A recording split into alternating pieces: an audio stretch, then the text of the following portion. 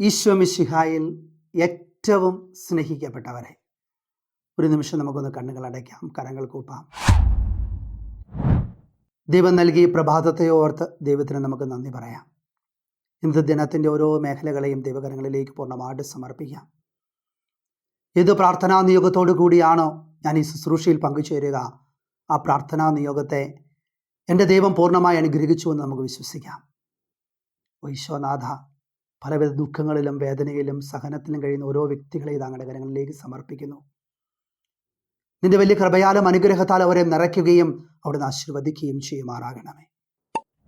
ലൂക്കായുടെ സുവിശേഷം 1-ാം അധ്യായം 46 മുതൽ 53 വരെയുള്ള വചനത്തിൻ്റെ ശക്തിയാൽ ഞങ്ങളെ അവിടുന്ന് അനുഗ്രഹിക്കണമേ എന്ന് പ്രാർത്ഥിക്കുന്നു. ഈ വചനം ശ്രവിക്കുമ്പോൾ നമ്മുടെ ഓരോ പ്രാർത്ഥനാ നിയോഗങ്ങളും യേശുനാമത്തിൻ്റെ ശക്തിയാൽ എൻ്റെ ജീവിതത്തിൽ സംഭവിച്ചുവെന്ന് പൂർണ്ണമായിട്ട് വിശ്വസിച്ചുകൊണ്ട് നമുക്ക് വചനം ശ്രവിക്കാം. മറിയം പറഞ്ഞു, എൻ്റെ ആത്മാവ് കർത്താവിനെ മഹത്വപ്പെടുത്തുന്നു, എൻ്റെ ചിത്തം എൻ്റെ രക്ഷകനായ ദൈവത്തിൽ ആനന്ദിക്കുന്നു. അവിടുന്ന് എൻ്റെ ദാസിയുടെ താഴ്മയെ കടാക്ഷിച്ചു. ഇപ്പോൾ മുതൽ സകല തലമുറകളും എന്നെ ഭാഗ്യവതി എന്ന് പ്രകീർത്തിക്കും. ശക്തനായവൻ എനിക്ക് വലിയ കാര്യങ്ങൾ ചെയ്തിരിക്കുന്നു. അവിടുത്തെ നാമം പരിശുദ്ധമാണ്. അവിടുത്തെ ഭക്തരുടെ മേൽ തലമുറകൾ തോറും അവിടുന്ന് കരുണ വർഷിക്കും. അവിടുന്ന് തൻ്റെ ഭുജം കൊണ്ട് ശക്തി പ്രകടിപ്പിച്ചു. ഹൃദയവിചാരത്തിൽ അഹങ്കരിക്കുന്നവരെ ചിതറിച്ചു. ശക്തന്മാരെ സിംഹാസനത്തിൽ നിന്ന് മറിച്ചിട്ടു. എളിയവരെ ഉയർത്തി. വിശക്കുന്നവരെ വിശിഷ്ട വിഭവങ്ങൾ കൊണ്ട് സംതൃപ്തരാക്കി. സമ്പന്നരെ വെറും കൈയോടെ പറഞ്ഞയച്ചു.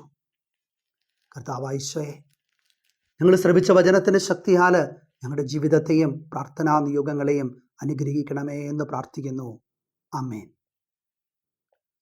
സ്നേഹമുള്ളവരെ, നമ്മളെല്ലാവരും ക്രിസ്മസിൻ്റെ ഒരുക്കത്തിലാണ്. നോമ്പുകാലത്തിലേക്ക് പ്രവേശിക്കുകയാണ്. ഈ നോമ്പുകാലം ഏറ്റവും ഭക്തിസാന്ദ്രമാക്കാനായിട്ട് നമുക്ക് പരിശ്രമിക്കാം. അതിനായിട്ട് നിങ്ങളെല്ലാവരെയും ദൈവം പ്രത്യേകമായിട്ട് അനുഗ്രഹിക്കട്ടെ എന്ന് പ്രാർത്ഥിക്കുന്നു. അതോടൊപ്പം തന്നെ ഇനി കുറച്ച് ദിവസം കഴിഞ്ഞാൽ ഈ വർഷം അവസാനിച്ച് പുതിയ വർഷത്തിലേക്ക് നമ്മൾ പ്രവേശിക്കുകയാണ്. ദൈവം നൽകിയ എല്ലാ അനുഗ്രഹങ്ങൾക്കും നമുക്ക് നന്ദി പറയാം. നമ്മൾ ധ്യാനിക്കുന്ന വചനം മറിയത്തിൻ്റെ സ്തോത്രഗീതമാണ്. അതിനകത്തെ 3 കാര്യങ്ങളാണ് നമ്മൾ പ്രത്യേകമായിട്ട് പഠിക്കുക. ഒന്നാമതായിട്ട് കാണുന്നത് വളരെ കൃത്യമായിട്ട് വചനം പറയുന്നു, അവിടുന്ന് തൻ്റെ ദാസിയുടെ താഴ്മയെ കടാക്ഷിച്ചു. അപ്പോൾ നമുക്കറിയാം, അതിൽ കാണുന്നത് പരിശുദ്ധ അമ്മയുടെ എളിമയെന്ന മനോഭാവമാണ്. ഇന്നത്തെ ലോകത്തിൻ്റെ ഏറ്റവും വലിയ പ്രത്യേകത ഈ സംഭവം കുറഞ്ഞുകൊണ്ടിരിക്കുന്നതാണ്.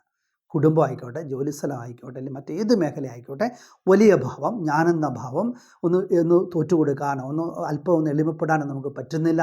ആ ഈഗോ നിറഞ്ഞൊരു ലോകത്തെ നമ്മളിന്ന് ജീവിക്കുമ്പോൾ നമ്മൾ ഒത്തിരി അസ്വസ്ഥതകളിലൂടെയാണ് നമ്മുടെയൊക്കെ ജീവിതം മുമ്പോട്ട് പോവുക.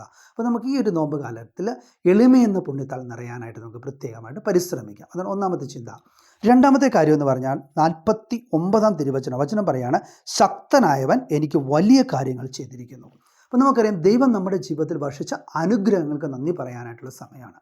നമുക്കറിയാം, കഴിഞ്ഞ 11 മാസം കഴിഞ്ഞ് വളരെ കുറച്ച് ദിവസം കഴിഞ്ഞാൽ ഈ വർഷം അവസാനിക്കുകയാണ്. അപ്പോൾ കഴിഞ്ഞ വർഷങ്ങളിൽ മുഴുവനും എൻ്റെ ദൈവം ഒരു പുതിയൊരു വർഷത്തിലേക്ക് എന്നെ കൈപിടിച്ച് നടത്താനായിട്ട് പോവുകയാണ്.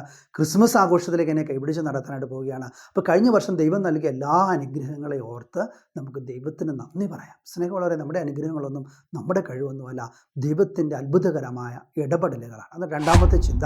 നമ്മുടെ ദൈവം നൽകിയ അനുഗ്രഹങ്ങൾക്കൊക്കെ നമുക്ക് ദൈവത്തിന് പ്രത്യേകമായിട്ട് നന്ദി പറയാം.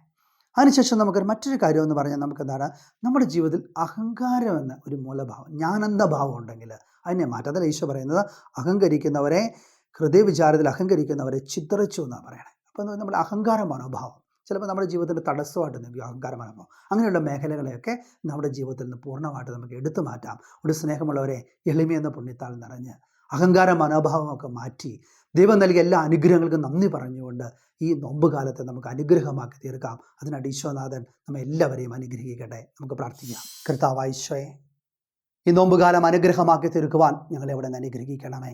എളിമയെന്ന പുണ്യത്താൽ നിറഞ്ഞ് അഹങ്കാരമെന്ന മൂലപാപത്തിൽ നിന്ന് ഒഴിഞ്ഞു മാറി അങ്ങ് നൽകിയ അനുഗ്രഹങ്ങൾക്ക് നന്ദി പറഞ്ഞ് ജീവിക്കുവാൻ ഞങ്ങളുടെ ജീവിതത്തെ അവിടെ നിന്ന് അനുഗ്രഹിക്കണമേ, ആശീർവദിക്കണമേ, ഇപ്പോഴും എപ്പോഴും എന്നേക്കും. ആമേൻ. Press the bell icon on the YouTube app and never miss another update.